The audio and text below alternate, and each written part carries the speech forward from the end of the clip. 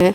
लेकिन दुख की बात है कि चुनाव नज़दीक है और इस समय आ रहे हैं, तो एक दिन में वो जनता की समस्या को नहीं समझ सकते हैं। मैं मानती हूँ कि मैं बड़हरिया विधानसभा की बेटी हूँ, मैं बहू हूँ, और आज से ही नहीं, मैं जब से यहाँ इस क्षेत्र में हूँ, इस जगह पे हूँ, तब से मैं अपना जी जान लगा करके लोगों का सेवा की हूँ। तो मैं यहाँ वर्तमान के विधायक जो हैं उनके कार्यों से कितने संतुष्ट हैं आप? नमस्कार, स्वागत है आपका मेरे चैनल टॉक एनालिसिस में। मैं हूं फैयाज। जैसे कि आप लोग जानते हैं, इसी साल के अंत में बिहार में विधानसभा चुनाव होने वाले हैं और तमाम जो पार्टियां हैं अपने अपने तरफ से तैयारी कर रहे हैं। प्रत्याशी भी घर घर जाकर अपनी तरफ से तैयारी कर रहे हैं, लोगों से मिल रहे हैं। इसी क्रम में अभी हमारे साथ मौजूद हैं डॉक्टर साइका नाथ, जो कि बड़हरिया विधानसभा की भावी प्रत्याशी हैं और आरजेडी की कद्दावर नेता है। आइए इनसे बात करेंगे और जानेंगे कि इनकी कैसी तैयारी चले। स्वागत है मैम।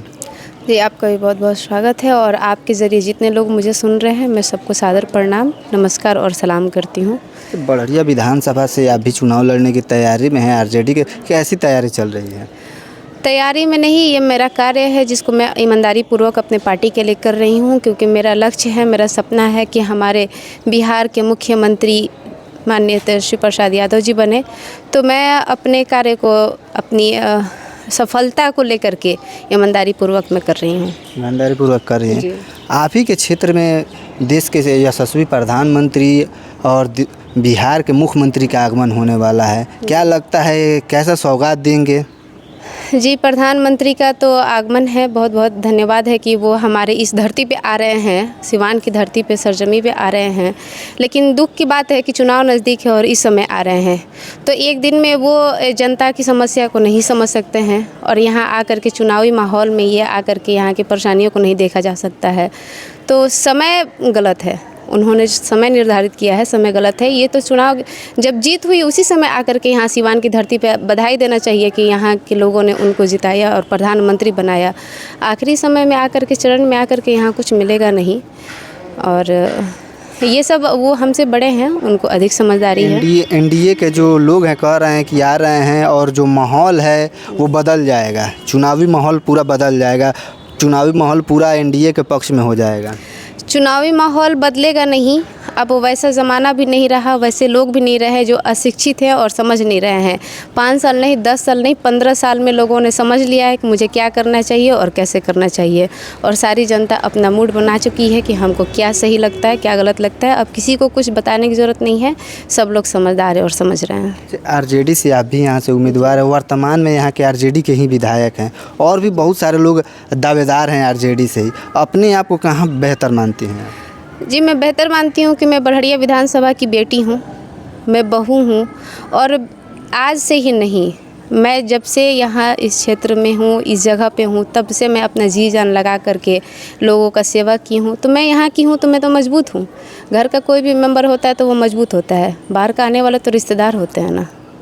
अच्छा, वर्तमान के विधायक जो हैं उनके कार्यों से कितने संतुष्ट हैं आप? अब उन्होंने क्या किया है, क्या नहीं किया है, ये मुझसे पूछने की क्या ज़रूरत है? आप यहाँ की जनता से जाकर के पूछिए, वो आपको अच्छे तरीके से बताएंगे कि उन्होंने क्या किया है। क्या लगता है, एक तरफ से आरजेडी और दूसरी तरफ यहाँ पे अभी तक कोई उम्मीदवार नहीं है, कहा जा रहा है कि भाजपा भी यहाँ से चुनाव लड़ सकती है और जदयू भी लड़ सकती है, अभी कन्फर्म नहीं है, तो लड़ाई में आप किसे मानते हैं? लड़ाई में जो भी आए, लेकिन हम आरजेडी से हैं और आरजेडी यहाँ से मजबूत है। मजबूत है जी, पूरी तरीके से मजबूत है। अभी तो वर्तमान में आरजेडी ही के ना यहाँ से विधायक है, तो फिर जनता आरजेडी ही को क्यों चुने? क्योंकि आरजेडी, हम आरजेडी के हैं, हमारे माननीय तेजस्वी यादव ने बहुत सारे योजनाएं निकाले हैं, उनको मैं घर घर जा कर के पहुँचाती हूँ, सबको समझाती हूँ कि हमारे नेता क्या करेंगे, और उन्होंने करके दिखाया है। तो जिन्होंने करके दिखाया है उन पर विश्वास जताना तो सबको आएगा ना, वो सब लोग उन्हीं पर विश्वास करेंगे कि हाँ, हम जिससे मेरा विकास हो, हमारे बच्चे का भविष्य बढ़िया हो, तो उसका साथ देना है मुझे। जो माँ बहन मान योजना के तहत आप लोग कह रहे हैं कि 2500 रुपये महिलाओं को दिया जाएगा, वही काम अब देखा जा रहा है कि कांग्रेस भी कर रही है, आप ही के घटक दल के लोग हैं, वही काम अब वीआईपी भी कर रही है। तो आखिर ये योजना किसका है, आरजेडी का है या कांग्रेस का है या वीआईपी का है?